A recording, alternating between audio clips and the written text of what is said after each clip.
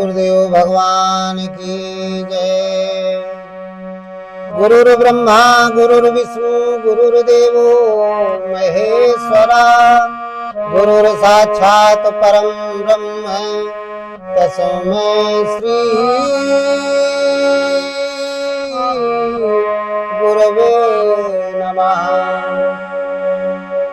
तो ध्यान मूलम गुरुर्मूर्ति पूजा मूलम गुरुपदम, अमोक्षम मंत्र मूलम गुरुर्वाक्यम, अमोक्ष मूलम गुरु कृपा। तो बंदौ गुरुपद कंजे कृपा सिंधु रूप हरि, महामोह तम पुंज जासु बचन रवि कर।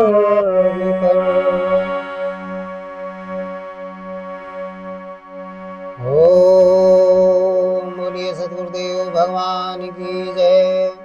हृदय में स्थित परमात्मा राम की जय। संत समाज की जय। आज की चर्चा है आत्मा ही सत्य है और सनातन है। आत्मा ही सत्य है, शाश्वत है और सनातन है। ये सभी लोग कहते हैं आत्मा सत्य है, शाश्वत है, सनातन। तो इसके बारे में बताएंगे कि सत्य क्या है, शाश्वत क्या है और सनातन। आत्मा सत्य है, शाश्वत है और सनातन, ऐसा क्यों कहा जाता है? सभी शास्त्रों में लिखा है। सभी शास्त्रों का के जो ज्ञाता हैं विशेषज्ञ, सबने यही बात कही, ये आत्मा ही सत्य है, शाश्वत है और सनातन। इसके बारे में आज हम चर्चा करेंगे। बहुत आप लोग बहुत अच्छे से श्रवण करिए, क्योंकि आत्मा, इसी को आत्मज्ञान कहते हैं। आत्मज्ञान किसे कहते हैं? आत्मा को जान लेना ही आत्मज्ञान है। जो व्यक्ति आत्मा को जान लेता है, परमात्मा को जान लेता है, भगवान को जान लेता है, ईश्वर को जान लेता है, अल्लाह को जान लेता है, गॉड को जान लेता है। अलग अलग संप्रदाय, अलग अलग धर्म के लोगों ने इस परमात्मा के नाम रखे हैं। जब उसको जान लेता है तो धार्मिक भ्रांति में नहीं पड़ता है और उसका चित्त एकाग्र हो जाता है। एक परमात्मा पर उसकी श्रद्धा स्थिर हो जाती है। जब एक परमात्मा पर उसकी श्रद्धा स्थिर हो जाएगी तो दसों इंद्रिय और मन उसका वो भी स्थिर हो जाएगा। भजन में मन अच्छा लगेगा। अब जिसका एक परमात्मा के अलावा 33 करोड़ 56 करोड़ जितने भी हिंदू धर्म में देवी देवता बताए गए, उनमें जब उनकी वृत्ति लगी रहेगी तो फिर वो कहीं का नहीं रह जाता है, वो अधोगति में जाता है। और एक परमात्मा की भक्ति करने से उसको मोक्ष मिलता है। जो एक परमात्मा की भक्ति करता है उसको मोक्ष मिलता है। और जो विभिन्न प्रकार के देवी देवताओं, भूत प्रेतों की पूजा करते हैं, उनको मोक्ष नहीं मिलती। भगवान कृष्ण ने गीता में कहा वो अधोगति में जाते हैं, भूत प्रेत बनते हैं, चंडाल बनते हैं। तो ये बात ठीक है कि एक परमात्मा की पूजा करनी चाहिए, लेकिन एक परमात्मा है क्या? अभी बहुत सारे लोगों को ये पता नहीं होगा, बहुत सारे श्रद्धालुओं को ये पता नहीं होगा कि आत्मा क्या है, परमात्मा क्या है, ईश्वर क्या है, भगवान क्या है, परमेश्वर क्या है। ये सब क्या अलग अलग है। ये भेद अभी काफी लोगों के अंदर ये भेद बना हुआ है, भ्रम में पड़े हुए हैं। ये स्पष्ट न जानने के कारण वो विभिन्न प्रकार की देवी देवताओं को पूजा करते हैं, स्थूल शरीर को सुखी रखने के लिए, जो कि नश्वर है। ये सुख क्या है? नश्वर है। कुछ दिन के लिए आया, इसके बाद नष्ट हो जाता है। फिर आप 84 में चले जाएंगे।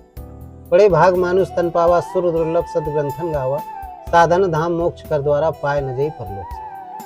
ये जो मनुष्य का शरीर है, एक साधन है, एक कन्वेंस है। कहाँ तक पहुँचने के लिए? ये पहुँचाता है मोक्ष तक। मोक्ष का क्या मतलब होता है? मोक्ष का मतलब होता है कि इस शरीर के बाद, इस मानव शरीर के बाद जो स्थिति मिलती है उसमें परमानंद होता है, सच्चित आनंद होता है। वो सच्चिदानंद स्वरूप हो जाता है, जिसको मोक्ष मिल जाता है। और ये मोक्ष इसी मानव शरीर के माध्यम से मिलता है। 99 लाख, क्षमा करें, 84 लाख योनियों में 83,99,999 के बाद ये जो मानव का शरीर प्राप्त हुआ है, ये बड़ा ही भाग्यशाली है। और बहुत हम आप सब ने बहुत सारी तपस्याएं किया, बहुत सारे पुण्य हमारे आपके सबके कारण शरीर में संचित हुए, इसके बाद ये मानव इसके लिए मिला है। इसके लिए नहीं मिला कि हम बार बार जन्म लें, बार बार मरें। ये इसलिए मिला कि दोबारा जन्म मरण के चक्कर में हमारे स्थूल शरीर के अंदर जो जीवात्मा है, ये जीवात्मा मोक्ष न मिलने के कारण बार बार शरीर धारण करते हैं और शरीर धारण करने की वजह से इसको सुख और दुख मिलते रहते हैं, 84 में भटकते हैं। तो सबसे पहले हम समझेंगे कि आत्मा क्या है, आत्मा क्या है, आत्मा को जान लें, फिर ये सत्य क्यों है, शाश्वत क्यों है और सनातन। तो बताएंगे हम आपको कि आत्मा क्या है। देखिए, आत्मा एक परम तत्व है, परम चेतना है, और ये परम चेतना व्यापक और व्याप्त है। मैंने पिछले प्रसंगों में बताया है, व्यापक और व्याप्त है। जब सभी प्राणियों के शरीर के अंदर अंतःकरण में स्थित होने की वजह से उस परम तत्व का नाम क्या है? आत्मा है। उस परम चेतना का नाम क्या है? आत्मा है, क्योंकि अंतःकरण में निवास कर रही है। इसलिए उस परम चेतना का नाम क्या हो गया? उस परम तत्व का नाम क्या है? एक नाम उसका आत्मा है। और जब यही परम चेतना या परम तत्व बाहर, प्राणी के बाहर, जड़ों में, अन्य और जो चेतन वस्तु है, पेड़ पौधे, पहाड़, नदी, पर्वत, ग्रह, नक्षत्र, इनमें व्याप्त है, इनके अंदर विद्यमान है, तो उसको क्या कह देते हैं? परमात्मा का। इसके बाद चेतन शरीरों में जो प्राणी हैं, उनके स्वरों में, क्योंकि श्वास प्रश्वास का जब करते हैं तो श्वास आई और श्वास गई, नाभि तक श्वास आई तो राम और ओम की ध्वनि निकलती है, और नाभि से फिर मुख में आई तो राम और ओम की ध्वनि। क्योंकि श्वासों के स्वरों में उसका वास है, इसलिए उसका एक नाम ईश्वर है। सभी भगों की रक्षा करता है, सभी भगों को चलाता है, सभी प्राणियों के, भूत प्राणियों के शरीर को वो चलाता है, क्योंकि यदि वो निकल जाए तो मृत हो जाते हैं, वही राम निकल जाता है, इसलिए एक उसका नाम भगवान है, इसलिए उसका एक नाम भगवान भी है। सभी श्वासों में, इसलिए उसका नाम ईश्वर है।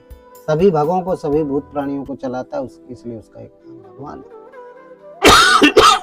और सबके अंतःकरण में निवास करता है, इसलिए उसका एक नाम आत्मा है।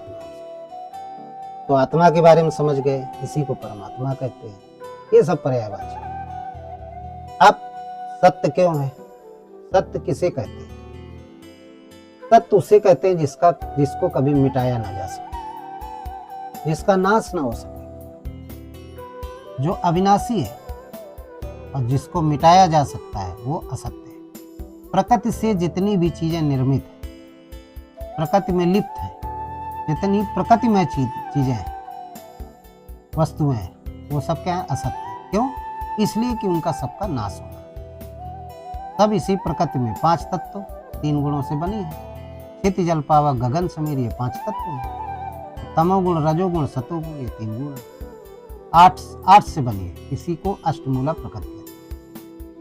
तो इसी प्रकृति में, इस प्रकृति जो अष्टमूला प्रकृति से जिसका निर्माण हुआ है, जिसको अविद्या कहते हैं, वो सब नाश हुआ। इस आठों तत्वों से जो बना हुआ है शरीर, उसका नाश निश्चित है। वो सत्य नहीं है, वो असत्य है। आत्मा क्या है? परमात्मा क्या है? परम तत्व क्या है?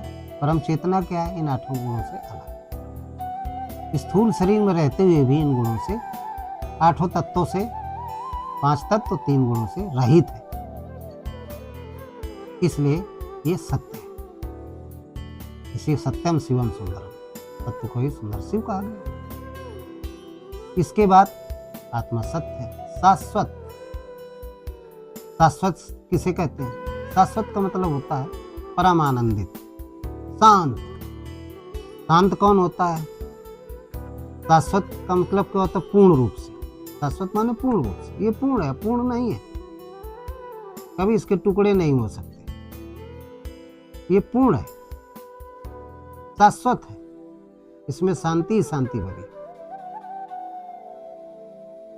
यदि कोई पूर्ण शांति है किसी में तो वो है परम चेतना, जिसको आत्मा कहते हैं, जिसको परमात्मा, परम शांति में, शांताकार।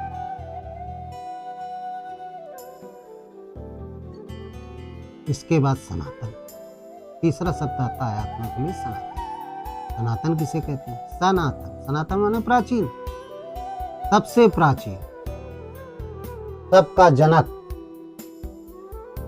सबका जनक, सबका पिता। जनक माने पिता, जिसने सबको उत्पन्न किया, जड़ और चेतन सभी को उत्पन्न किया। ये सबका पिता, इसका कोई पिता नहीं, ये सबका पिता है, इसलिए इसको क्या कहा गया? सनातन। सनातन, सबसे पुराना। तो आत्मा क्या है? सत्य है, शाश्वत है और सनातन है। इसी के बारे में गीता में कहा गया है, मैं बताऊंगा इस श्लोक के माध्यम से कि अच्छदेयो अयम दायो अयम अक्लेदयो असो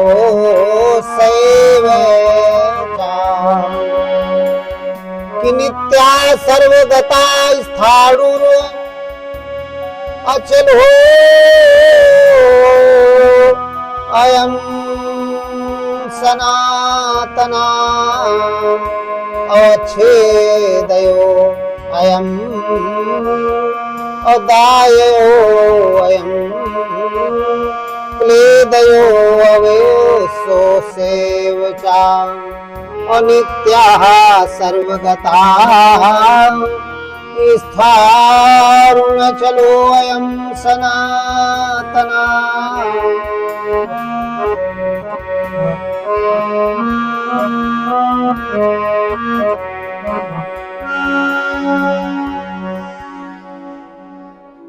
ये आत्मा सर्वव्यापक है। अच्छेदयो अयम दायो, अयम क्लेदयो असोस एवच। आत्मा क्या है? सर्वव्यापक है, अचल है, स्थिर है, सर्वगता, सर्वांतर है, नित्य है, चलो एवं सनातन, स्थिर रहने वाला, सत्य और सनातन। आत्मा क्या है? सर्वव्यापी है, सर्वव्यापक है, अचल है, स्थिर है, सनातन है और सत्य है। इसको गीता में बताया, जो अभी हमने बताया। भगवान कृष्ण ने अर्जुन से कहा। और क्या बताया? कि सनातन क्यों कहा गया है? इसलिए कहा गया कि सबसे प्राचीन है, सबका पिता है, आत्मा ही सनातन है। एक आत्मा को एक पूर्ण ईश्वर कहा गया है, और एक आत्मा को पूर्ण ईश्वर मानने वाली जो सत्यवृत्ति होती है, एक आत्मा को पूर्ण ईश्वर मानने वाली जो सत्यवृत्ति होती है, एक परमात्मा को पूर्ण ईश्वर मानने वाली जो वृत्ति होती है, भाव होता है, उस भाव को सनातन धर्म कहते हैं। उसी को सनातन धर्म कहते हैं। जब एक परमात्मा को मानते हैं कि परमात्मा एक है, पूजा जो पूजने योग्य है, जिसकी पूजा की जाए, वो केवल एक परमात्मा है। ये जो धारणा होती है, इस धारणा को ही हम धर्म कहते हैं, वही सनातन धर्म है। एक परमात्मा, एक परमात्मा की हम पूजा नहीं करते, सनातन सनातन धर्म चला रहे हैं। पूजा हम जाने किसकी किसकी करते हैं, विभिन्न प्रकार के देवी देवताओं की करते हैं और कहते हैं हम सनातनी हैं। तो गीता में स्पष्ट लिखा है। मुझे ये समझ में नहीं आ रहा कि लोग अपने आप को सनातन कहते हैं कि हम सनातन हैं, हम सनातनी हैं। आप कह तो रहे हैं हम सनातनी हैं, हम सनातन धर्म को मानते हैं, हम सनातनी हैं, लेकिन केवल मुख से कह रहे हैं, पालन नहीं कर रहे हैं आप। यदि आप वाकई में सच्चे सनातन हैं तो फिर एक परमात्मा की पूजा करें। वो परमात्मा का है हृदय स्थित राम, जिसको आत्मा कहते हैं। उसी को मोहम्मद मुस्लिम लोग इस्लाम धर्म में अल्लाह कहते हैं, ईसाई धर्म में उसी को गाड कहते हैं। उनके पैगंबर ईसा मसीह थे, उन्होंने परमेश्वर कहा है, उसी को परमेश्वर कहा गया है। तो जो एक ईश्वर को मानते हैं वो सच्चे सनातनी है। जो विभिन्न प्रकार के देवी देवताओं को मानते हैं, उनकी पूजा अर्चना करते हैं, वो सनातनी नहीं है, चाहे हिंदू ही क्यों ना हो। और यदि एक ईश्वर को जो मानते हैं, एक ईश्वर की आराधना करते हैं, वो चाहे किसी भी इस्लाम के, किसी भी धर्म के हो, इस्लाम के हो, इस्लाम हो या क्रिश्चियन हो, यहूदी हो या सिख हो, कोई भी हो, लेकिन यदि एक परमात्मा की पूजा करता है, एक परमात्मा को मानता है, एक परमात्मा का भजन करता है, एक परमात्मा का नाम ले रहा है, तो वो सच्चा सनातन। अब विभिन्न प्रकार के देवी देवताओं की पूजा कर रहा है और कहता है हम सनातनी हैं, तो वो सनातनी नहीं है।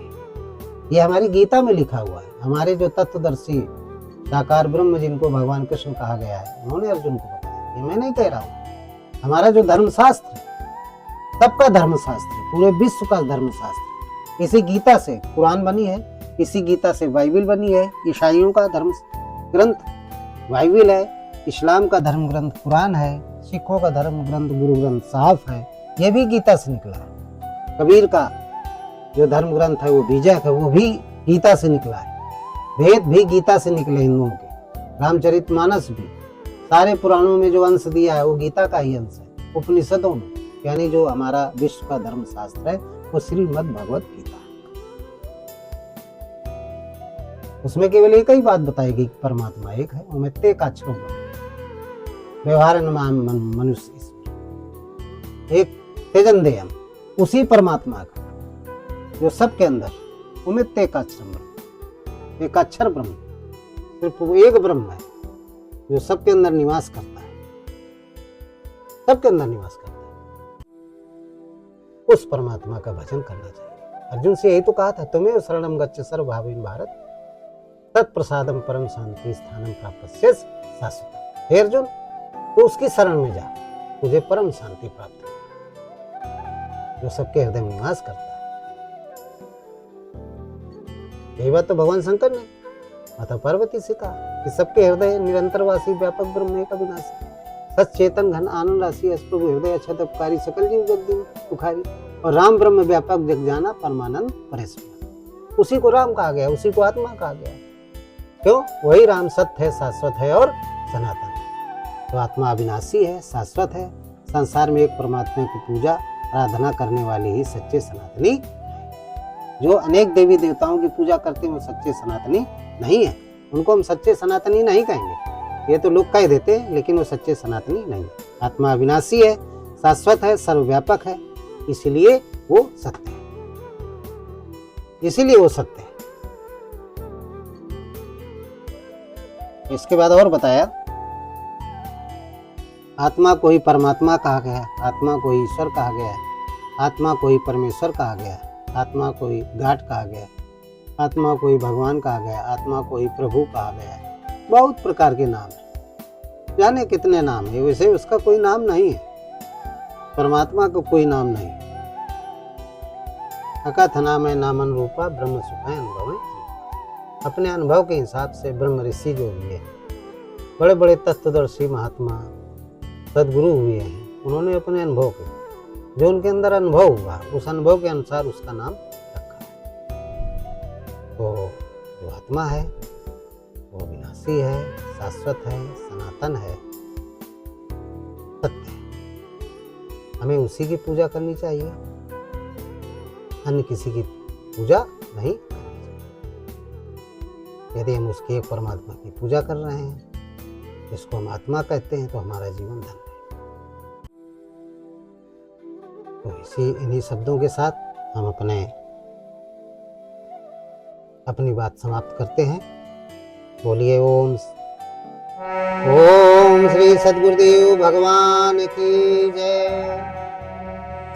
कि सर्वे भवन्ति सुखिना, सर्वे सन्तु निरामया, सर्वे भद्राणि पश्यन्ति, मा कश्चित् दुःखो भाग् भवेत्।